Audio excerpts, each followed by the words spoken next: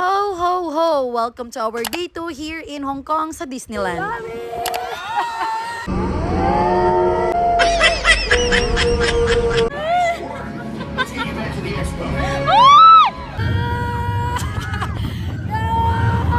At marami pa kami nasakyan na hindi na videohan.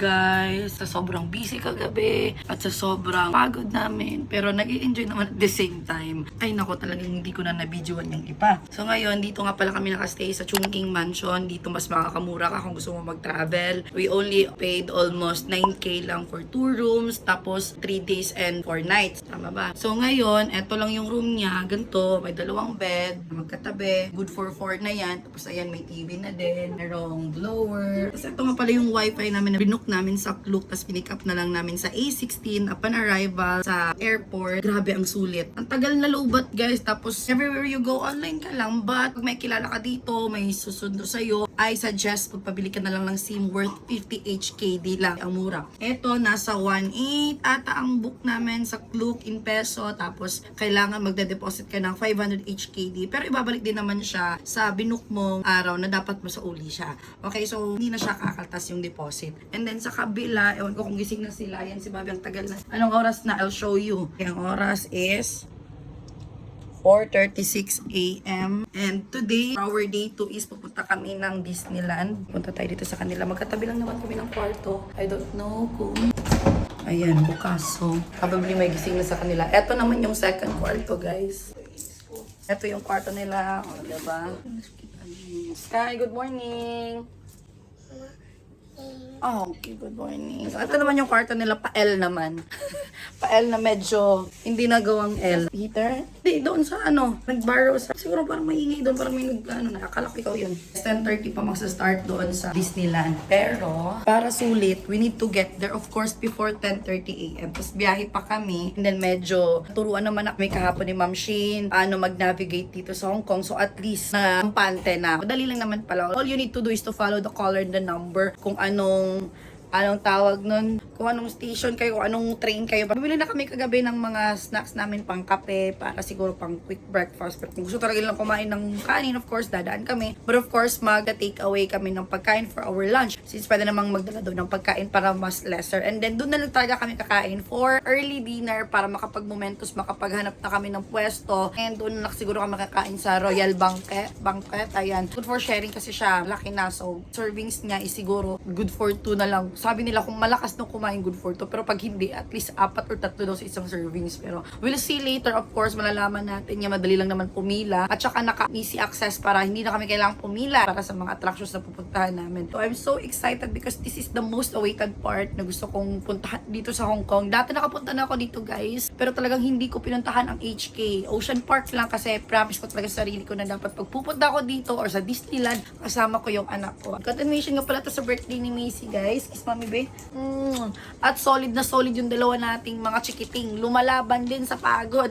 Ayun, nagpe-prepare na kami. Ito yung susuotin namin. Kung hindi kayo mapili, guys, go for this kind of accommodation. Pero pag mapili kayo, ay syempre, maghanap kayo ng saan kayo comfortable. Basta dito ay spoon feed na. Andito na lahat. Pagkalabas mo, ang dami din mga Pinoy dito. Ang dami mong kasabayan mag-check-in dito. But kung gusto mo talaga na very comfortable, may pool, you can just look for another kind of accommodation. But kami, we're good here. As in, like, sulit na. Tsaka, allowance na lang yung dala namin since bayad na lahat. May nag-cancel lang sa hindi namin na-avail yung Victoria Peak Tram at saka Sky Terrace. Late na siya nag-cancel eh. Good thing din naman at the same time, girl, hindi na namin nahabol. Sobrang late na kami dumating dito sa city kasi city area itong Chungking Mansion. Sana namin kasi ma-avail yun ng daylight. Ayan, gabi na kasi nang dumating kami dito. So sayang, buti na dito nag-cancel. So sana nga ay mag-avail pa kami nung city tour ng bus na medyo may second floor na walang bubong. Pero talagang hindi na namin naabutan pati yung SOL or Symphony of Lights. So, sobrang late na namin dumating at first time namin to na first day pumunta sa isang destination or sa isang country na bago sa amin na bumili agad kami ng mga pasalubong.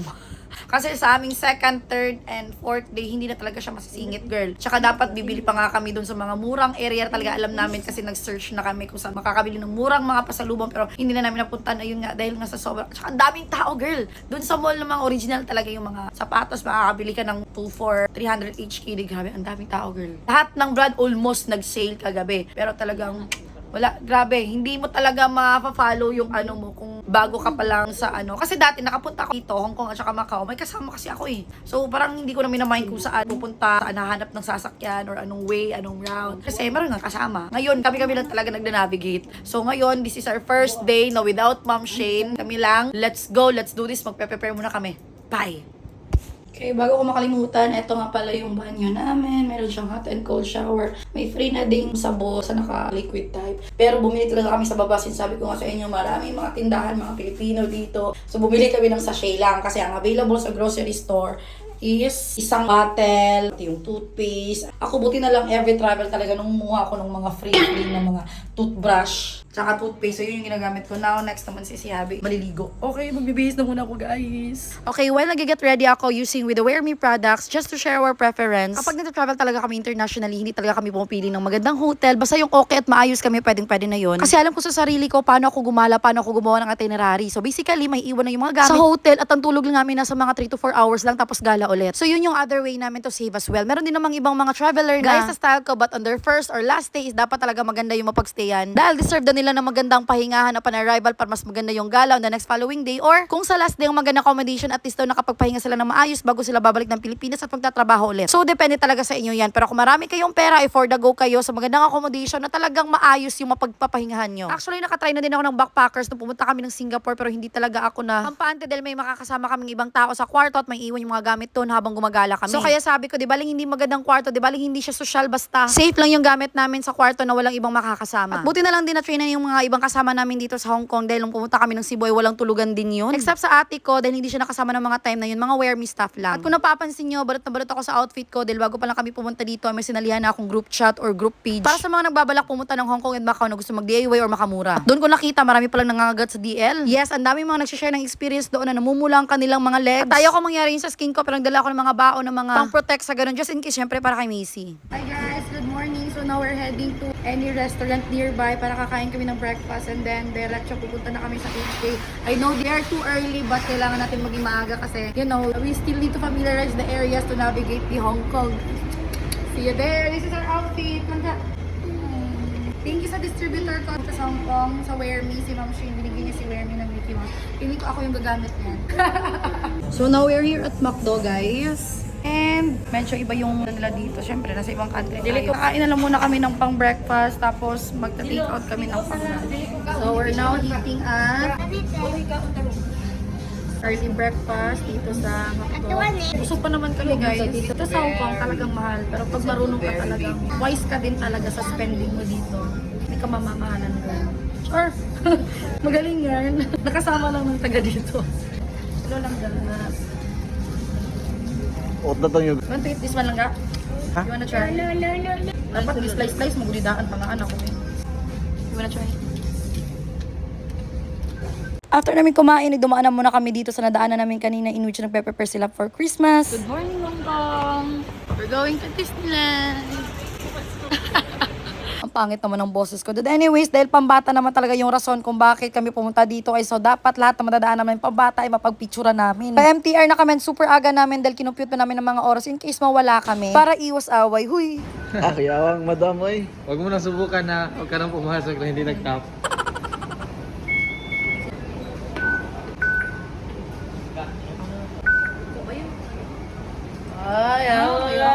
Hi guys! So, nandito na kami ngayon sa MTR. So, magda-download ka lang talaga ng MTR app. Kung saan ka galing at saan ka pupunta. Pakita mo dito ba? Yung pamasahe natin nasa 22.2. Tapos yung pinakamabilis na route yung hanapin mo, 39 minutes. Follow mo lang, platform form 1. Dapat number 1 nakalagay. Yan, at saka natin yung lugar, 221. Tapos dadaan ka dito mga lugar, which is yan dyan. Ayan, so interchange tayo. Dapat punta tayo sa lighting, kulay orange na. Tsaka kulay pink na naman dito. Yan lang ipapollow mo guys. O, diba? Easy to navigate ako.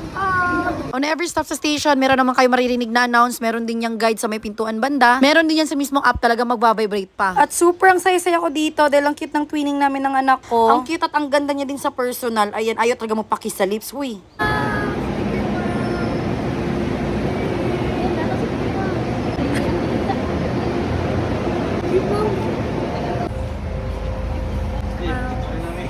Aram, may kinosas pa. And finally, we made it here in Hong Kong, Disneyland! At sa sobrang aga namin, wala pa kami masyadong kalaban dito. Yung mga nasidatingan, mga trabahante yan. Kung gusto nyo dito makapag-picture na walang kalaban, ay agahan nyo. O di kaya mag-download kayo ng app na nakakapagpawala ng tao. Or sa opposite art talagang walang nakakaalam doon, walang tao. Diyos ko, nakailang ulit talaga kami nito. Hindi lang isa, dalawa, tatlo, kundi apat talaga. Hello guys! Ayan, nakapasok na tayo sa Disneyland. We finally made it! Tagalan kami sa entrance pa lang, kaka-picture. So ngayon, papasok na kami sa loob para mag-roam around. And of course, using the Disneyland app map. Actually, ang idea ni Bunso, gusto niya kanya-kanya kami ng character. Kunwari, gusto mo ng Snow White, Blue and Yellow, kung Mickey Mouse, Black and Red. Pero sabi ko sa kanila, Diyos ko, mahihirapan pa tayo kakahanap yan. Dapat uniform tayong lahat, Black and Red, go na go. Etong outfit ni Macy ay from Temo, yung headband from Orange. Shoes at yung fake hair extension ay sa TikTok naman. Ang ganda-ganda ng hair. Ayan, kabila din, kabila. Mamaya na yan. Kung hindi lang talaga pula yung buhok ko, susuotin ko na din siguro to. At para lang siyang tali na ipaikot-ikot mo lang sa buhok mo. Oh, Idiki, thank you for the ice cream. So good. Wow, delicious strawberry. Ice cream yummy. Ice cream good. Tier 2 kami guys at sobrang dami ng tao ang haba ng pilahan. Kung yung ticket mo ay may early entry pass, pwede mga alas 9 makapasok ka na. Pero kung wala, 10:30 talaga. For the check na nga ako sa map dito kung ano yung mga pasunod-sunod ng mga event na pwede naming puntahan. Pero sa sobrang lucky, Diyos ko, hindi talaga napuntahan. Pero nalibot, oo. And that's me, parang bata na tuwang-tuwa. And sabi nila guys, kahit 3 years old mo yung bata magiging kasama nyo, pwede siyang pumasok ng walang ticket, basta naka-stroller lang. Kasi free of charge ang 0 to 2 years old. Pero syempre, para iwas abala at hindi na din kakabahan, ay nag-book na lang talaga kami, sinali na siya. Sobrang nanghinayang ako din hindi kami nakapag-picture dun sa Mickey Mouse na may garden upon arrival sa entrance. Ang dami na kasing tao at talagang yung feeling ay nakaka-excite na talaga. At super duper love ko yung banyo dito kasi hindi mo na kailangang hawakan, girl. Censored na, girl, mag-hi ka lang, magpa-flash na. Kasi sa Pilipinas, I know hindi lang ako, inaapakan natin yung flash kapag public toilet. Okay, first ride is ito. World something. World something. At dahil ayaw sumakay ni Habi dahil natatakot siya, so siya na lang taga-video namin. Ang ganda pa ng usapan namin bago kami dumating dito na lahat ay sasakay. Hey, we're number 14. 14B. You go in front lang ga.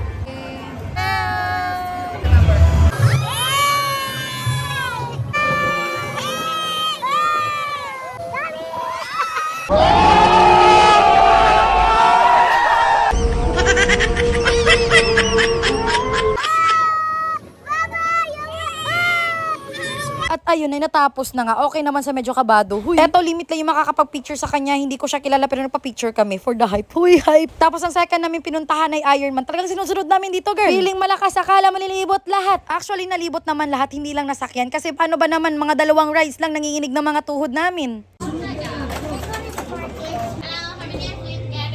8. So sad din, may mga rides na hindi pwede sa bata lalo pag hindi abot ang height. What's up, buddy?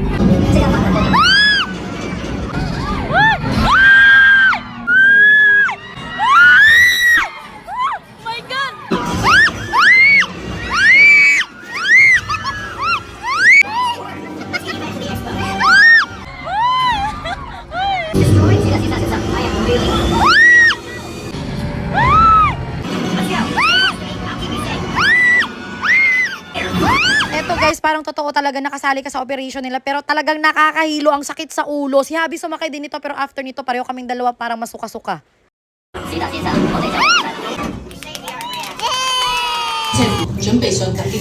Eto naman okay lang, palakihan lang kayo ng score, titirahin nyo lang yung mga kulay green yan. Yan lang, hindi siya challenging. Next is hyperspace. Diyos ko, parang roller coaster na ang dilim. Mas nakakatakot pa to sa Grizzly Gulch, I tell you. Tapos yung view mo mga planet at hindi ka talaga makaka-cellphone kasi baka mawawala. At mahulog sa sobrang bilis, girl. At dahil lunchtime na dito na kami kumain sa Royal Banquet. At nakita ni Macy kasabayan namin sa aeroplano. We were here at Tarzan's Kemi. Tarzan's Kemi. Nilipat kayo sa kabila at sasakay kami ng boat. Hindi na kami naka-avail ng may boat till after nito. Sobrang pagod na namin at nagpahinga muna kami. Syempre, for the aura pa rin ako dito, no? Umakyat lang kami, umikot, tas bumaba, ganun lang. Hindi nyo ang treehouse sa akin dahil meron kaming treehouse before sa aming province. At eto na nga, kanya-kanyang pahinga na ng mga 1 hour. Joke, mga 30 minutes lang kasi syempre sayang pa rin ng oras, no? Tingnan nyo ng anak ko. Buhay na buhay pa rin, naniniwala talaga ako sa kanya pumunta lahat ng mga energy ko. At syempre, hindi rin ako magpapatalo.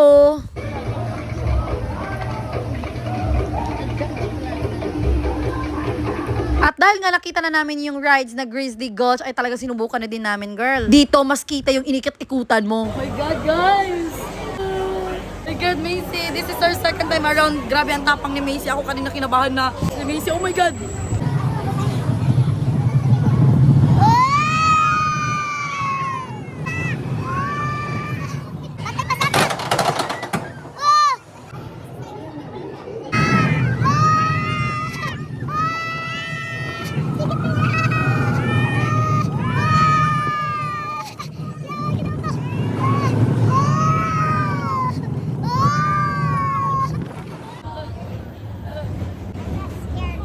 You're not scared? Wow, my God, pataas na, be! Oh my God! Mataas na! My God, te!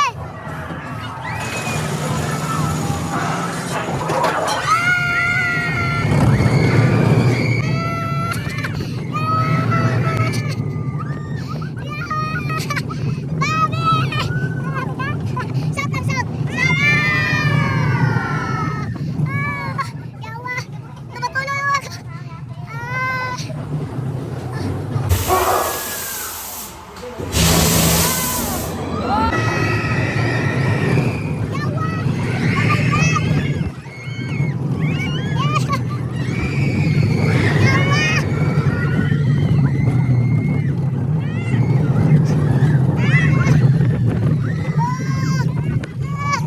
Yawa! Paspasan mo, oy! Buset! Yawa, di ko kahinga! Yawa! Oh! Oh! The strong ni Macy, oy! Yawa! Oh, shit! Si Macy wala lang! Guys! Si Macy lang yung bata doon. Grabe, napaka-strong ng anak ko. Guys, oh, maluwa-luwa na ako. Yung mga tuhod namin nanginginig na. Diyos ko. Uy! Kulbaan na kaniyana na dyan ka. Diyos ko, Lord. Lord, ayun na ni. Kaduhan nakabuok nakasakay. Diyos ko, Lord. After namin doon, patuloy pa rin kami sa pag-iikot kahit nanginginig na yung mga tuhod namin at dumating kami dito sa Toy Story. Wala akong masyadong alam sa kwento na to pero nakita ko to minsan. At yan, hindi namin sinakyan yan. At dito naman ay para kang nasa loob ng mga laruan na parang ikaw pinaglalaruan. Huy, chismis! At sa paghahanap namin sa Frozen ay nakabalik kami dito sa Castle at for the video na naman tayo. Welcome to Frozen! Abayan dito siya sa tabi ko at gusto niya talagang siya ang mag-VO. Hala, sige. Pero di na namin nabutan yung show dito. So sad. Kaya nag-ikot-ikot na lang din kami sa iba. It was wonderful to see you, Mousy. No! Mousy! No! At may batang tuwang-tuwa dahil nakabili ng 1,700 in peso na bubbles. Huy! Hindi pa kasali ang refill na bubbles additional. At eto na nga dahil na-miss namin ng Frozen Night, dito na kami nag-antay sa parade nila Mickey Mouse. 5:15 PM kasi ang sabi sa app.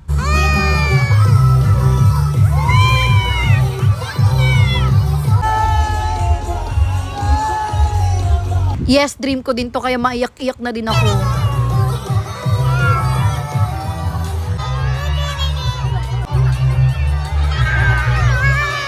Yung iba hindi ko kilala pero binidyohan ka na din kasi baka favorite mo din. At least hindi lang ako masaya, yung nanonood din. Para lahat tayo masaya at pa-feel nyo din na lahat tayo dito ay sama-sama nanonood.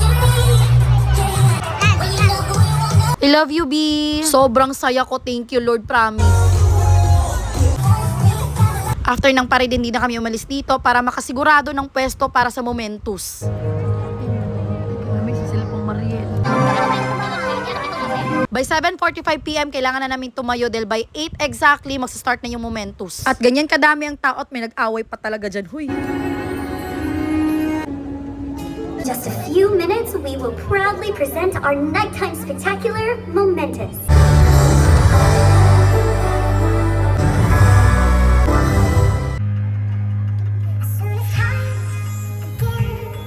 The magic's never ending.